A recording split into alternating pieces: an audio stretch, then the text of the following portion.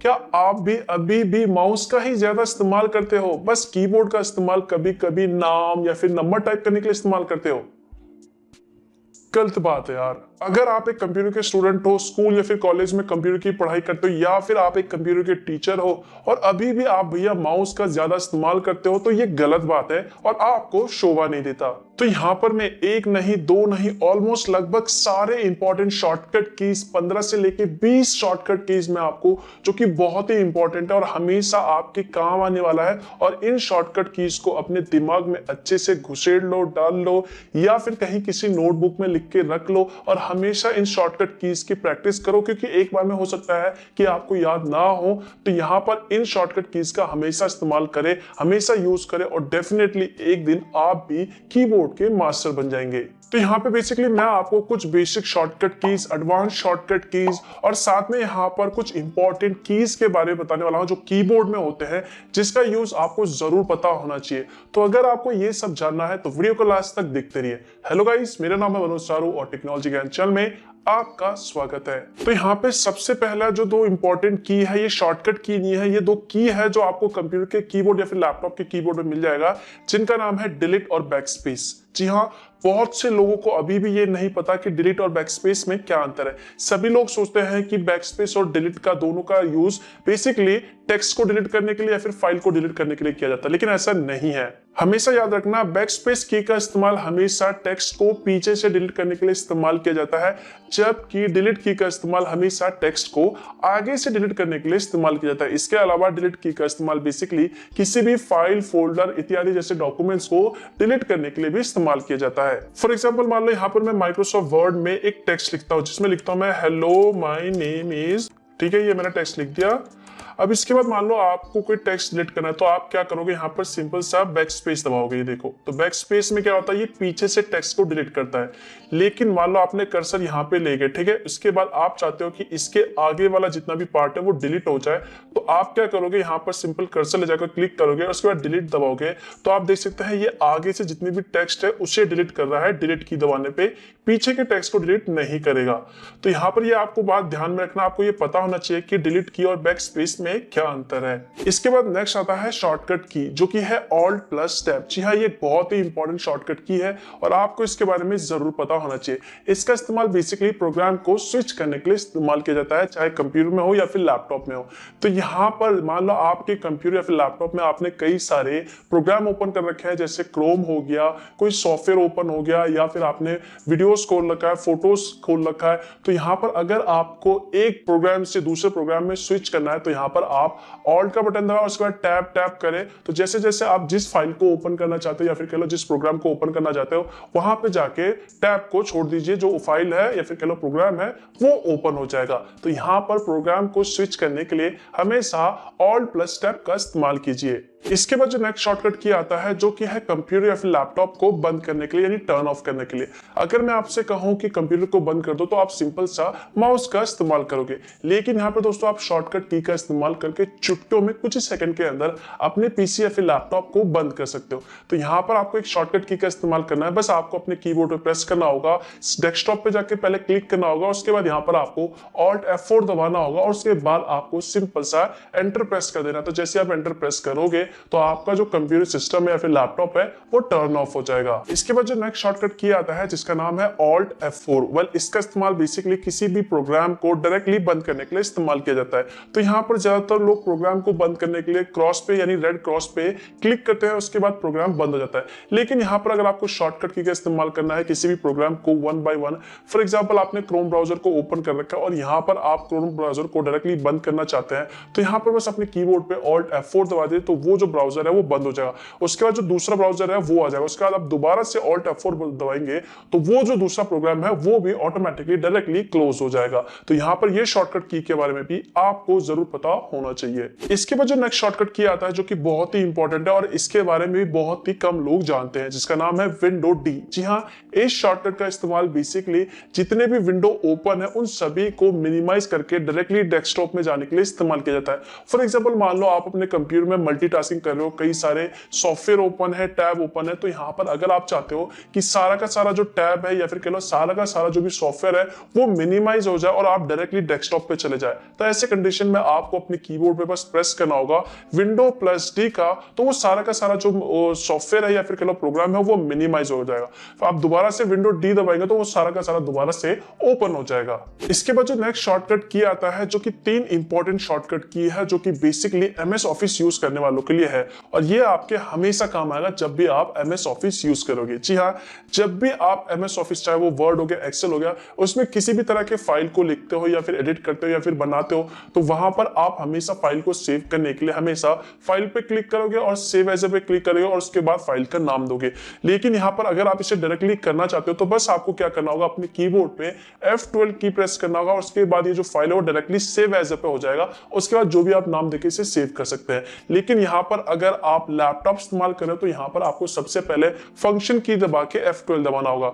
इसके बाद दोस्तों यहाँ पर एक दूसरा शॉर्टकट की है जो कि कंट्रोल प्लस एस है। जी हाँ, अगर आप इस फाइल को सेव करना चाहते हैं तो यहाँ पर आप डायरेक्टली कंट्रोल एस दबा के भी सेव कर सकते हैं। इसके अलावा एक तीसरा शॉर्टकट की है जो कि एमएस ऑफिस यूज करते वक्त काम आ सकता है, जिसका नाम है कंट्रोल एन। इसका इस्तेमाल आप एक नए डॉक्यूमेंट, जैसे आप एग्जिस्टिंग डॉक्यूमेंट पे काम कर रहे हैं, उसके अलावा आप चाहते हो कि सेम वही डॉक्यूमेंट एक नए डॉक्यूमेंट के साथ ओपन हो जाए, जहां पे ब्लैंक हो, खाली हो, एक नया डॉक्यूमेंट ओपन हो जाए और वहां पे आप अपना नया काम स्टार्ट कर सके, तो यहां पर बस आपको कंट्रोल एन दबाना है और उसके बाद एक नया डॉक्यूमेंट ओपन हो जाएगा। तो ये जो 3 शॉर्टकट की है वो एमएस ऑफिस यूज करते वक्त काफी काम आते हैं। इसके बाद जो नेक्स्ट शॉर्टकट की आता है वो बेसिकली आप तब इस्तेमाल कर सकते हैं जब आप कंप्यूटर या फिर लैपटॉप में किसी भी तरह के ब्राउजर को इस्तेमाल कर रहे हो। तो यहाँ पर ब्राउजर के लिए जो सबसे पहला शॉर्टकट की आता है वो आता है कंट्रोल प्लस टी। जी हाँ, इस शॉर्टकट की का इस्तेमाल बेसिकली आप एक नए टैब को ओपन करने के लिए इस्तेमाल कर सकते हैं। फॉर एग्जांपल, मान लो आपने देखा होगा जब भी आप अपने कंप्यूटर में कोई टैब को ओपन करते हो तो वहां पर आप सिंपली प्लस पे क्लिक करते हो, लेकिन यहाँ पर आपको इसे डायरेक्टली कीबोर्ड से करना है, शॉर्टकट की से करना है, तो यहाँ पर आप सिंपली अपने कीबोर्ड में कंट्रोल प्लस टी बटन दबा सकते हैं, जिसके बाद ऑटोमेटिकली एक नया टैब ओपन हो जाएगा। इसके बाद जो नेक्स्ट शॉर्टकट की आता है वो है ब्राउजर में हिस्ट्री को ओपन करने के लिए और डिलीट करने के लिए, क्योंकि कई बार दोस्तों ऐसा हो जाता है हम कुछ ऐसी वेबसाइट को ओपन कर लेते हैं या फिर कुछ ऐसी वेबसाइट में अपना पासवर्ड लॉगिन कर लेते हैं और सेव कर लेते हैं, तो यहाँ पर हमें उसे डिलीट करना होता है। तो यहाँ पर बहुत से लोग हिस्ट्री को ओपन करने के लिए सीधा ब्राउजर के वहां पर 3 लाइन पे क्लिक करते हैं, उसके बाद वहां पे हिस्ट्री पे क्लिक करते हैं। तो यहाँ पर अगर आपको ये सारा डायरेक्टली करना है शॉर्टकट की से, तो बस आपको अपने कीबोर्ड पे प्रेस करना होगा कंट्रोल और एच, तो आपके ब्राउजर का जो भी हिस्ट्री है वो डायरेक्टली ओपन हो जाएगा। इसके अलावा अगर आपको डायरेक्टली डिलीट करना है इसे, तो आपको क्या करना होगा, आपके ब्राउजर को ओपन करना होगा जहां पे भी पेज है, और उसके बाद आपको अपने कीबोर्ड पे प्रेस करना होगा कंट्रोल शिफ्ट और डिलीट, और उसके बाद वहां पर आपको डायरेक्टली डिलीट पे क्लिक करके जो भी डेटा है, ब्राउजरिंग हिस्ट्री या फिर कह लो कैशे डेटा, वो सारा का सारा वहां से आप आसानी से डायरेक्टली डिलीट कर सकते हैं। इसके बाद जो नेक्स्ट शॉर्टकट की आता है वो है कंप्यूटर के ब्राउजर में इनकॉग्निटो मोड को ओपन करने के लिए और डायरेक्टली किसी भी डाउनलोड मेन्यू को ब्राउजर में ओपन करने के लिए। जी हाँ, तो यहाँ पर इनकॉग्निटो मोड को ओपन करने के लिए जो शॉर्टकट की है वो है कंट्रोल शिफ्ट और एन। तो जैसे आप ये प्रेस करोगे तो कंप्यूटर के ब्राउजर में ऑटोमेटिकली जो है क्रोम में वो इनकॉग्निटो मोड ओपन हो जाएगा। इसके बाद अगर आपको डाउनलोड मेनू ओपन करना है, यानी आपने कौन कौन सी फाइल डाउनलोड कर रखी है और कौन सी फाइल फिलहाल अभी डाउनलोड हो रही है कंप्यूटर के ब्राउजर में यानी क्रोम में, तो यहाँ पर आप डायरेक्टली डाउनलोड मेन्यू में जा सकते हैं। बस आपको अपने कीबोर्ड पे प्रेस करना होगा कंट्रोल और जे की को, तो डायरेक्टली आपके ब्राउजर में जो डाउनलोड मेन्यू है वो ओपन हो जाएगा।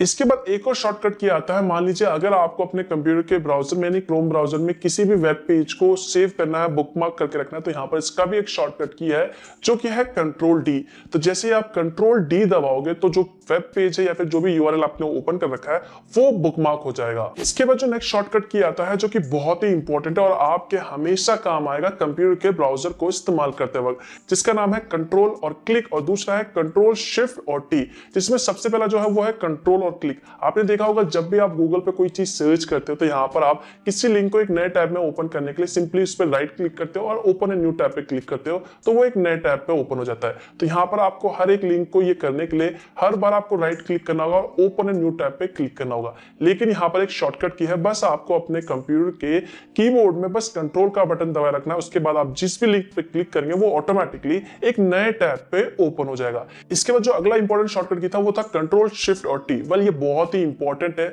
और आपके हमेशा काम आने वाला है। जी हाँ, आप देखते हैं जब भी अपने कंप्यूटर के ब्राउजर में आपने कई सारे टैब्स को ओपन कर रखा है तो यहाँ पर आप जल्दी जल्दी कई बार क्या करते हो, सारे टैब्स को एक एक करके कंटिन्यूसली बंद करते जाते हो। तो यहाँ पर कई बार एक्सीडेंटली गलती से जो टैब है, जो इंपॉर्टेंट टैब है, वो भी भैया बंद हो जाता है। तो यहाँ पे हमें समझ नहीं आता कि भैया आखिर में जो टैब हमने लास्ट टाइम बंद करा था वो कैसे ओपन करें। इसके अलावा कई बार ऐसा भी हो जाता है कि हम किसी टैब को बंद करना नहीं चाहते लेकिन वो गलती से टैब बंद हो जाता है, क्लोज हो जाता है। अब सोचते हैं कि भैया उसे वापस कैसे लाए। तो यहाँ पर एक शॉर्टकट की है जिसका नाम है कंट्रोल शिफ्ट और टी। तो जैसे आप ये प्रेस करोगे तो जो लास्ट टाइम आपने टैब को क्लोज किया था यानी बंद किया था वो वापस से आ जाएगा, यानी वापस से रीस्टोर हो जाएगा। तो देखा आपने कितना इंपॉर्टेंट शॉर्टकट की है कंट्रोल शिफ्ट और टी। तो इसके लिए तो यार एक लाइक तो बनता है। इसके बाद जो नेक्स्ट इंपॉर्टेंट शॉर्टकट की आता है, जो कि सबसे इंपॉर्टेंट शॉर्टकट की है भैया, अगर आपको इसके बारे में नहीं पता तो इसका मतलब है कि आपको कुछ भी नहीं पता, जिसका नाम है कंट्रोल ऑल्ट और डिलीट।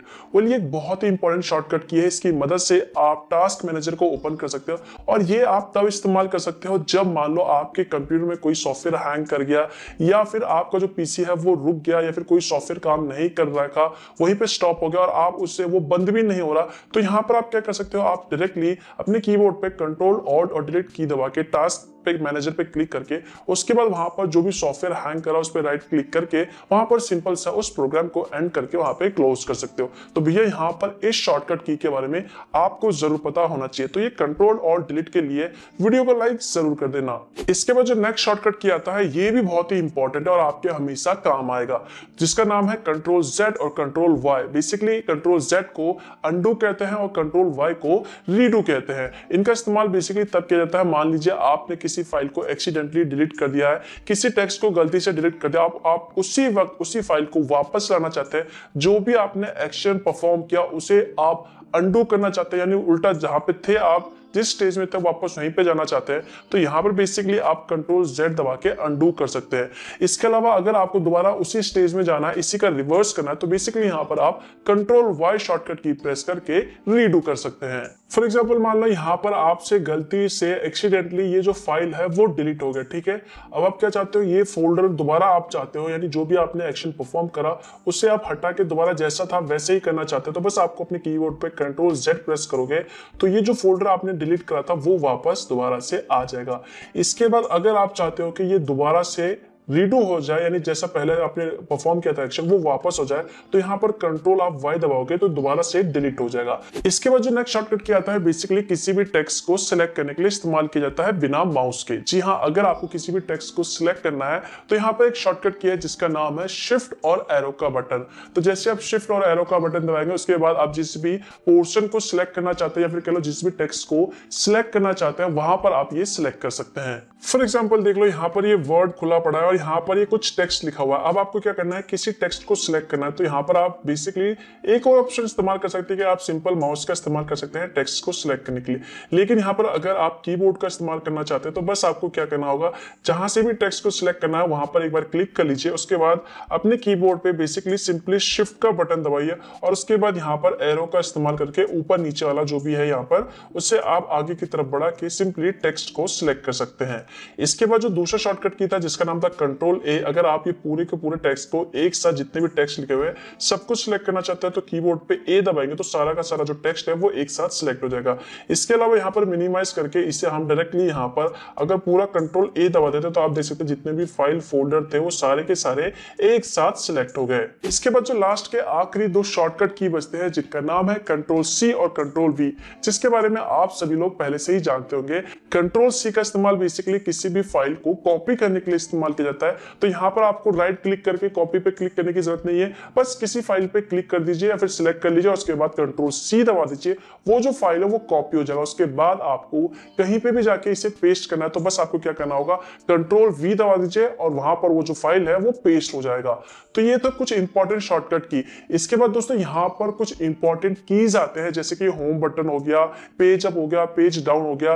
तो अगर आप उसके बारे में जानना चाहते हैं तो यहाँ पर ये जानने के बाद आपको कंप्यूटर के कीबोर्ड के बारे में लगभग सारा ज्ञान हो जाएगा। तो यहाँ पर अगर आपको इसके बारे में जानना है तो इसके ऊपर भैया मैं पहले से एक वीडियो बना चुका हूँ, जिसका लिंक आपको ऊपर आई बटन में मिल जाएगा या फिर वीडियो के डिस्क्रिप्शन पार्ट में मिल जाएगा, आप वहां पे जाके देख सकते हैं। तो यार ये सारा जो शॉर्टकट की था, ये सारा शॉर्टकट की को आपको प्रैक्टिस करना होगा, जिसके बाद डेफिनेटली यार आप भी कंप्यूटर कीबोर्ड के मास्टर बन जाएंगे। तो यार इसके लिए तो वीडियो को लाइक जरूर कर देना।